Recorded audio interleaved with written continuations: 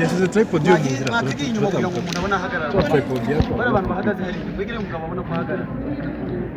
Wigire wamaze gusetinga kamera yarekana bagasetinga kugira ngo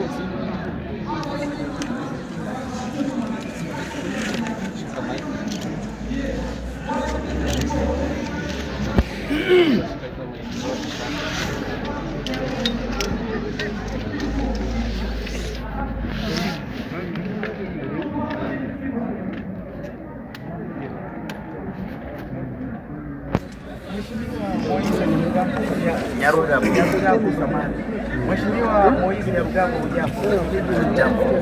Tuko hapa katika maadhimisho ya kumbukumbu ya watu waliouawa kule Gatumba. Una ujumbe gani leo kwa jumuiya ya kimataifa? Tumekuja hapa kupongeza wandugu walioachwa na familia zao waliouawa Gatumba na Vibogobogo na nafasi nyingine. Tumekuja kuambia kwamba hata vile kungali matumaini, angalau wameuawa sababu ya vile walivyo, hawakufanya dhambi yoyote. Lakini hapa kunakuwa miaka 22 watu 166 wameuawa kwa kambi ya Gatumba ndani ya nchi ya Burundi. Walikuwa ndani ya kambi ya ukimbizi, walikuwa wanachungwa na watu wa UN, Umoja wa Mataifa. Hapo serikali ya Burundi iliahidi kwamba itasaidia kwa justice. Waongozi wa Umoja wa Mataifa waliahidi kwamba wenye walifanya kitendo hicho watashikwa na kupelekwa mahakamani. Leo inakuwa miaka 22 years. Hakuna hata mtu mmoja aliyeshikwa, aliyepelekwa mahakamani. Hata wale waliosema wao wenyewe kama ni wao waliua watu, na wako hapo Bujumbura, wanatembea, wanafanya kazi, walisema kwa redio nyingi, BBC na RFI, kwamba ni wao waliua watu. Hakuna hata mtu mmoja aliyepelekwa mahakamani. Tunaendelea kuomba Umoja wa Mataifa na nchi Kongo na nchi Burundi kuleta justice, kutafuta wale watu waliofanya kile kitendo na wahukumiwe. Kama haifanyike, watu wataendelea kuua wengine sababu wanajua kwamba kuna impunity. Kwa leo tumekuja kufanya commemoration kusudi tuwape pole wale walioachwa na kuendelea kuwahimiza kuishi hata vile, na tunaendelea kuomba na Umoja wa Mataifa kwamba ni mambo ya aibu kusema kambi ya UNHCR iliyo under responsibility ya Umoja wa Mataifa watu wauawe, hakuna hata neno moja. Haiwezekani. Lakini shida tunayo kwa leo ni kwamba serikali hizo zilipaswa kuleta justice. Serikali ya Kongo na serikali ya Burundi zinaendelea kutuma jeshi kuua Wanyamulenge milimani Minembwe. Leo wanatuma drones na hata ndege za kuua raia, na watu wanakufa, watu wanakimbia. Ndiyo maana kwa leo we have thousands, maelfu ya Wanyamulenge wanakuwa Kenya wakimbizi, maelfu ya Wanyamulenge wanakuwa Uganda, maelfu ya Wanyamulenge wanakuwa Rwanda, maelfu ya Wanyamulenge wanakuwa Burundi. Hata vile Burundi na waacha wale maelfu kwa nchi yake, inaenda kuua wale walibaki nyumbani milimani. Basi na hayo yote tunaomba Umoja wa nchi za Afrika ya Mashariki, tunaomba UN, tunaomba AU wafanye jambo moja, kusimamisha hayo maafa, kusimamisha hayo mauaji na kusimamisha vile vikosi vyote vinatumia hata wa mercenaries na wanatumia ndege kuua raia kila siku hapo milimani. Haiwezekani. Kimya inaendelea na inatosha. Lakini bado mauaji yanaendelea hata huko Minembwe, drones zinatumiwa na jumuiya ya kimataifa bado ni kimya. Unazungumzia vipi ukimya huu wa jumuiya ya kimataifa? Kwangu mimi kunyamaza kwao, kimya yao, it's a kind of they are accomplices something. Wanafanya pamoja na wale wauaji, sababu Umoja wa Mataifa hawezi kukaa kimya wakati kuna watu mamia na maelfu wanakufa kila siku wakiuliwa na drones. Drones zinatumwa na serikali na wanatumia mercenaries. Kila mtu anakaa. Utumiaji wa mercenaries it's a crime. Sheria za AU zinakataza, sheria za UN zinakataza. Mbona hakuna mtu hata moja anasema yule Eric Prince Marekani mwenye ana recruit wale wauaji, hakuna hata mtu mmoja anasema huyu ni nani, anafanya nini? Simamisheni. So ndio maana kwa Wanyamulenge, because walikuwa karibu kumalizika, waliweza kujiorganize, wakaunda vijana wao, watoto wao, wakaunda kikundi ya kupigania wazazi wao. This is a shame, ni haya, ni aibu kwa serikali na serikali zingine, hata na organization zingine. Naendelea kusema UN wanapaswa wasimame, wakaripie serikali ya Kongo inayotumia armed groups na mercenaries kuwa raia. Wacha nimuulize swali moja kwanza. Mheshimiwa, kwanza pole msikuo. Ningependa kwanza kwa manufaa ya Wakenya ambao wanatazama, kama waweza kujibu swali langu na kusema jina lako na wako katika serikali. Tunataka kujua umekuwa na mshaifanya mikutano labda na serikali ya Kongo na wale washikadau wote wale, na katika hayo makubaliano labda kama mlikuwa nayo, kuna nyaraka ambazo kando, unajua mara nyingi tunafanya interviews ambazo tunazungumza watu wawili, lakini kumekuwa na makubaliano ambayo yameandikwa chini. Cha tatu, ningependa kujua kwamba sasa hivi tuko na East African Community ambayo iko Arusha, kuna East African Community Parliament ambayo iko Arusha. Je, tunaweza kuwasilisha labda miswada ambayo inaweza kusema au kuzungumzia masuala ya katiba na kwa hivyo naomba kuanza kwa jina lako kwanza, kwa wako. Mimi naitwa Moise Nyangabo. I'm a lawyer. I'm a former senator in Congo, and I'm a former of the parliament. My last term ended in 2023. So mimi ni mzaliwa wa Minembwe hapo milimani ya eastern part of Congo. Ni mmoja ya wale Wanyamulenge tunaozungumzia leo. Nimeanza kusema kwamba wale Wanyamulenge walipata shida sana kwa nchi yetu ya Kongo, na chanzo cha shida ni kwamba kwa Kongo watu wengi wanasema Wanyamulenge si Wakongomani sababu ya vile wanafanana. Wao wanasema ni Wanyarwanda, wakiona sura sawa yangu wanasema ni Mnyarwanda. While kuna watu wananifanana wenye kuwa Uganda, kuna watu wa kunifanana wenye kuwa Kenya, kuna watu wa kunifanana wenye kuwa Tanzania, kuna watu wa kunifanana wenye kuwa Burundi. So ile shida ya nationality na management mbaya ya identity ndiyo ilikuwa chanzo. Ndiyo pale kwa 2004 kulikuwa vita Bukavu na Uvira, Wanyamulenge wakakimbilia Burundi Gatumba, na hapo watu wakajiorganize kutoka Kongo, mnamo Warundi, mnamo Wakongomani wenzetu, mnamo Interahamwe za Rwanda, wakaenda kwa kambi wakaua 166 kwa kambi ya UN.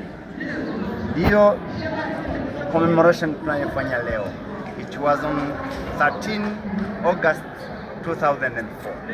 Ndiyo commemoration tumefanya. Tumeomba justice kwa Kongo. Kongo haikufanya kitu. Tumeomba justice kwa Burundi. Burundi haikufanya kitu. Tumeenda hata kwa Hague. Nimefika Hague. We dropped complaint. lakini individuals cannot seize the Hague, the ICC, ni government au Umoja wa Mataifa. Hakuna mtu aliyefanya kitu. Kwa hiyo na kwa mauaji yanayoendelea, sababu haikumalizikia ile wakati 2004 mauaji imeendelea, wakiua watu wakisema ni Wanyarwanda wawafukuze watoke kwa nchi yao, while they are there for many hundreds of years. So ile mauaji imeendelea na imefikia kiwango kwenye tumeseize ile Court ya Arusha, tumeandikia Arusha, tumeandikia East Africa Community, tumeandikia hata na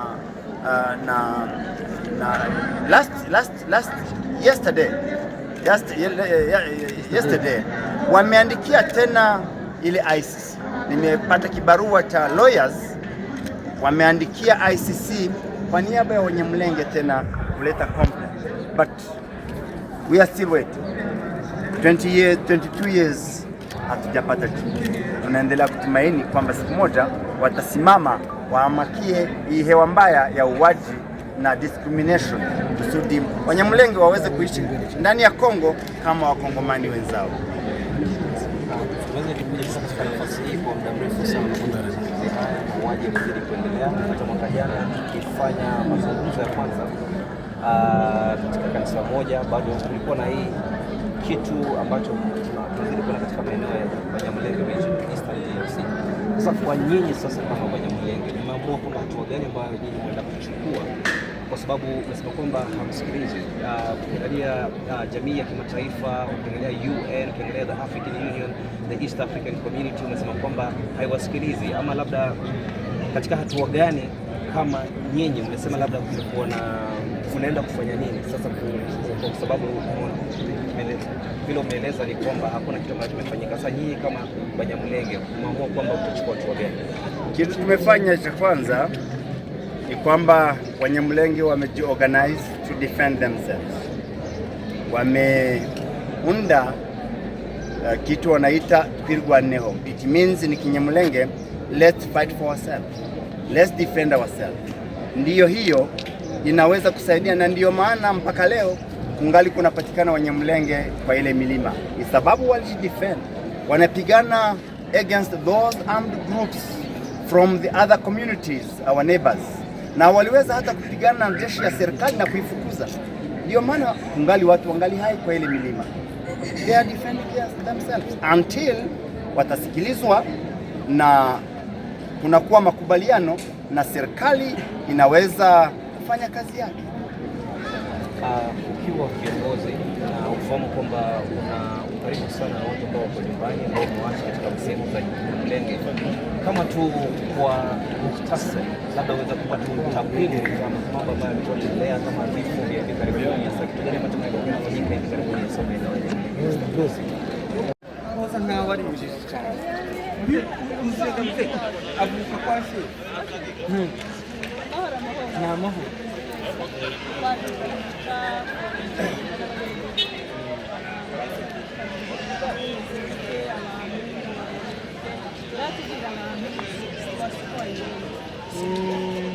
ndabaramukije cyane mbashije banje kwifuriza amahoro aho muherereye hose, ariko kandi ntanga pole kuko kugatwara umurenge aho baherereye hose, kubera ko uyu munsi usa naho uremereye n'ubwo bw'abanyamurenge n'inshuti zabo n'abandi babafunze.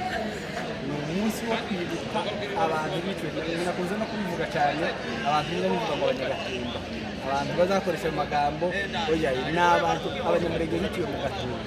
Kuza Abanyagatumba ni kuko ngo Abanyagasangani, ngo Abanyabujumbura, kandi abo ni Abarundi bo kwa Nevo. Si Abanyamurenge. Abanyamurenge rero ni Abanyamurenge biciwe mu Gatumba cyangwa se barokokeye mu Gatumba, ubwo ni kubasavayivali. Umunsi rero wari umeze neza, abantu bari bitabiriye byinshi, nicyo kintu none abantu baza bitabira kirenze, kubera ko baracumva, bigaragara ko abantu bamaze gucumva kandi cyane.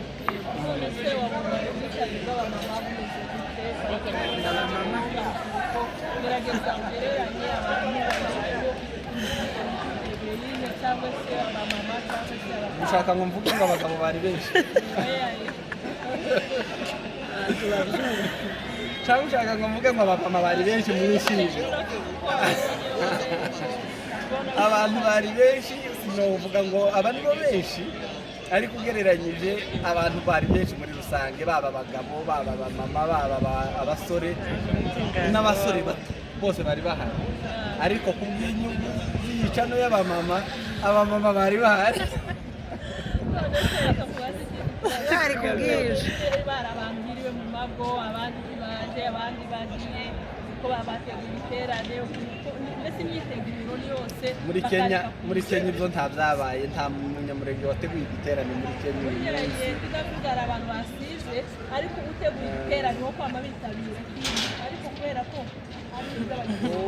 umuntu wasize ariko yoja mu giterane uwo nguwo ni ukumubwira nimba hari sinemera yuko hari ariko nimba hari tureke kwirengagiza ko yoba hari kubera ko bibajije aramutse ahari yoba ari umuntu udakunda ubwoko bwiwe aramutse nta impamvu afite kubera ko oya yavuzega uwasize afite umwanya ntiyabajije ufite ikindi kibazo icyo ari cyo cyose ariko umuntu ufite umwanya wiriwe mu nzu akanga kuza kubera ko adashyigikiye bino bintu ni akagari uwo nguwo ntakunda ntarimenya reka mvuge gutyo ntazi identite tiyikunda urakoze cyane ni kuri channel ya Nyamuco TV mukore subscribe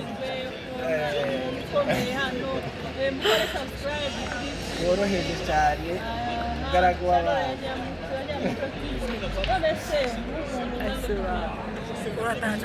ndataha nabuze abo dutahana ibi bireje muri kamera icya mbere ni ukugira kumenya identite yawe iyo identite yawe uyizi ntiwosinzira mu gihe abandi bagiye kwibuka abanyamurenge kuko iki ntabwo ari igikorwa cy'imiryango yari iri mu Gatumba reka mbivuge ntabwo ari igikorwa cy'imiryango mike yari iri mu Gatumba ni igikorwa cy'abanyamurenge muri rusange utaraguye mu Gatumba yaguye ku Gatongo utaraguye ku Gatongo yiciwe Kamanyura yiciwe mu Bibogobogo yiciwe ni igikorwa cyari gihuje gihuriza impfu zabaye recorded s'il ntabwo ari impfu zose z'abanyamurenge ni iziri recorded kugeza ubu nyine ni igikorwa cyo kwibuka abo bantu bose rero udafite nyirarume udafitemo murumuna we na mukuru we na se wabo afitemo nyirarume cyangwa nyirasenge none urumva uwo muntu yigize iyo baramutse ryasigaye ryana none wabonye uriya mu Rwanda shaka uvuye mu wacu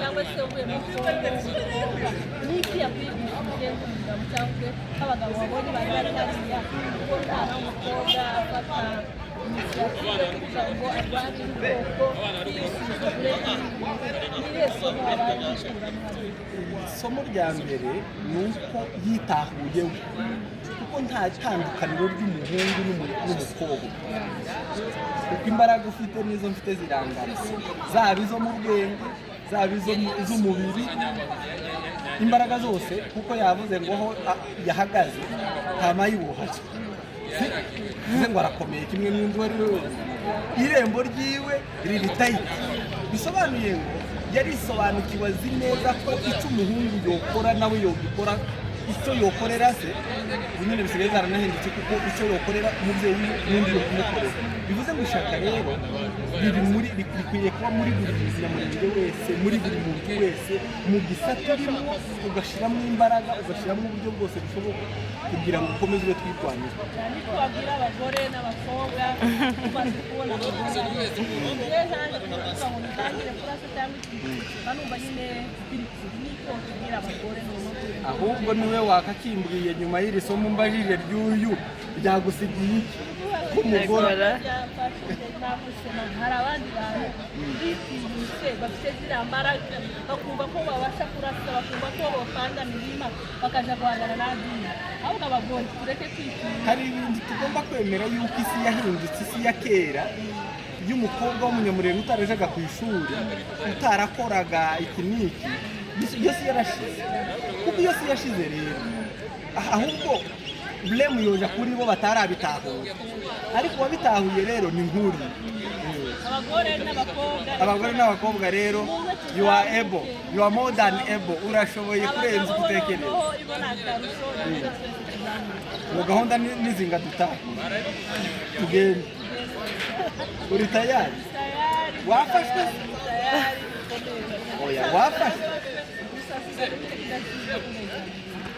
ya urakoze cyane asante sana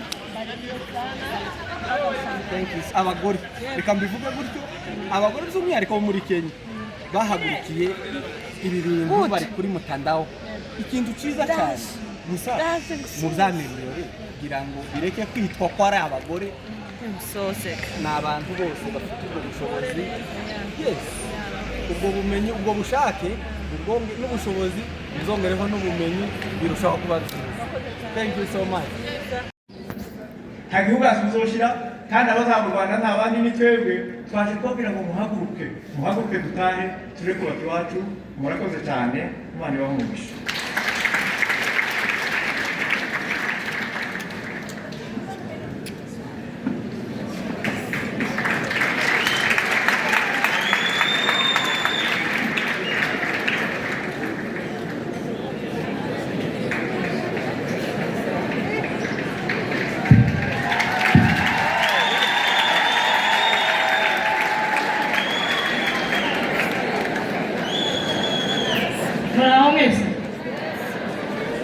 Dupunguze ubufana siko kwiza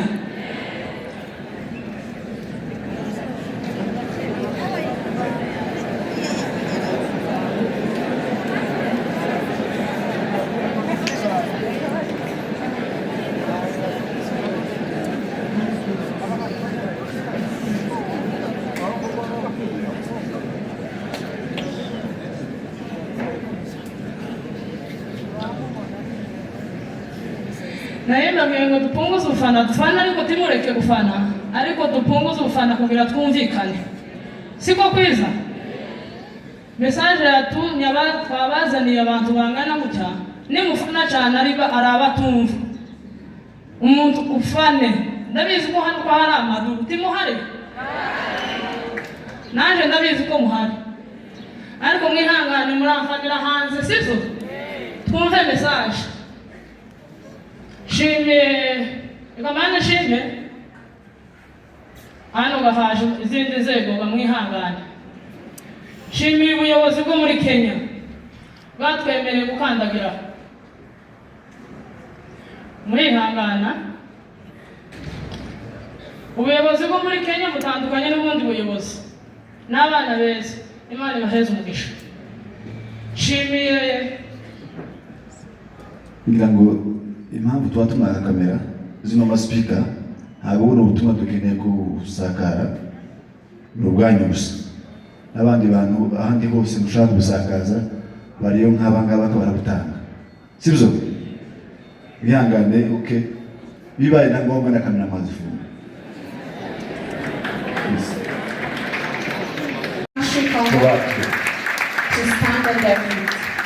twishimiye kubana namwe kuri uyu munsi. We are happy to be together with you today. Umunsi ukomeye w'amateka. A special day, a historical day. Ubwo twibuka abacu bazize. We believed in you that the way you have been with us since you created us. yuko n'uyu munsi ukiri kumwe natwe. We truly know that you're still with us today, Lord. Mu bihe bikomeye bisa nk'ibi. In difficult times like this. Ubwoko bwacu ku isi turimo tuzirikana bene wacu badusize. Our entire community in the world, as we will remember the beloved ones. Turasaba kugira ngo ukomeze uhumurize imitima y'abasizwe bose. We plead unto you to comfort the hearts of the survivors. Babizi ko ari ibihe bitoroshe kuzumva no kuzakira. We know very well it's difficult times to know and to understand. Ariko niwe uzutanga ihumure mu mitima ibabaye. But you are the one who deliver hope in the hopeless hearts, Lord. Tukabasha kuzumva ndetse no kuzakira. For us to understand it.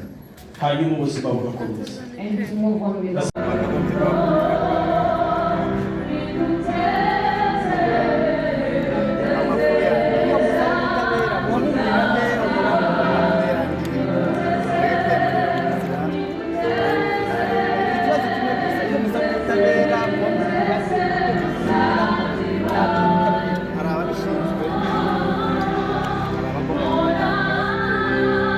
kamera nibaza gutanga ibishaka gusa zo gutanga ibishaka kubishoboye hari ababishejwe hari imiryango ishinzwe hari ibihugu abo nibo tujya tubisaba si ukuvuga kuvuga amagambo gusa Kongo niyo yonyine yotanga ikirego kuko bapfuye abantu bayo Burundi kuko bapfuye mu butaka bwayo na UN n'abo bantu batatu bashobora gutanga ibirego koko iri mu bihugu leta ya Kongo mu Rwanda yo kwica abanyamurenge nyine hanyuma UN abantu bakaba baraguye mu maboko yayo mutekereza ko hari icyizere yuko abantu bazumva reka turaza kubivuga abanyamakuru rimwe noneho oya reka ayo niyo makuru turi buganire mureke kuyarangiriza hanze abavandimwe bacu abaturanyi bacu n'aba barabanyamurenge bari muri diaspora Amahoro Peace Association gakondo n'undi munyamurenge wese wababajwe n'ibihari bibera hano iwacu akagira icyo akora baradutumye ngo tuze tubabwire ngo ajya amafaranga yanyu ntabwo yapfuye ubusa yabashe gutunga bariya babyeyi na ziriya mfubyi mu mwaka n'amezi 6 twari muri yambaye murakoze cyane Imana ibaheze umugisha mu izina ry'Icyaha mwarakoze cyane ijambo rya gatatu baradutumye ngo tuze tubabwire ngo 85 abaturage b'abanyamurenge 85 cyangwa 95 je bazavuga ngo ni 95 bavuye umurenge bamwe baje intambara zitaraba abandi twaje twangazwa tudafite shinge na rugero ubu twakwiriye mu bihugu by'ibiyaga bigari bamwe bari hano muri Kenya abandi bari mu Rwanda abandi bari i Burundi abandi bagiye muri diaspora baradutumye ngo tubabwire ngo abajenesi ibihumbi n'ibihumbi bari kwa Buhimba interahamwe ibihumbi n'ibihumbi zari kwa Buhimba baza bavuga ko harimo n'ababiri kuko ngo nibo baza barasa ziriya za drone hari n'abaza bashaka gukeka ko ndetse baza bafasha Tshisekedi kubona isoko yahazigurira kugira ngo abashe kurimbura ubwoko bwacu bw'abanyamurenge baratubwira ngo tugende tugire abo banyamurenge bose ngo umwanzi yasubiye inyuma mu minembwe abantu ko barahumeka mu minembwe abantu batangiye gutembera isabune yari hayigura ku gaciro yamanutse ku bihumbi 10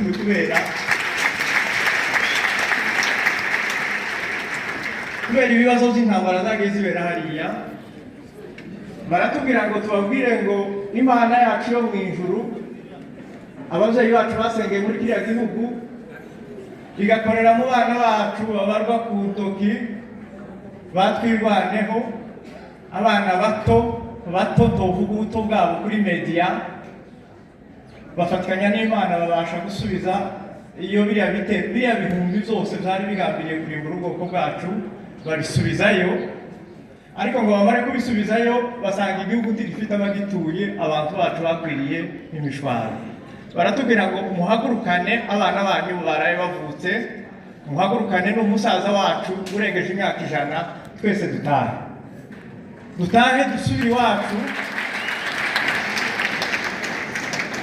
iwacu haradutegereje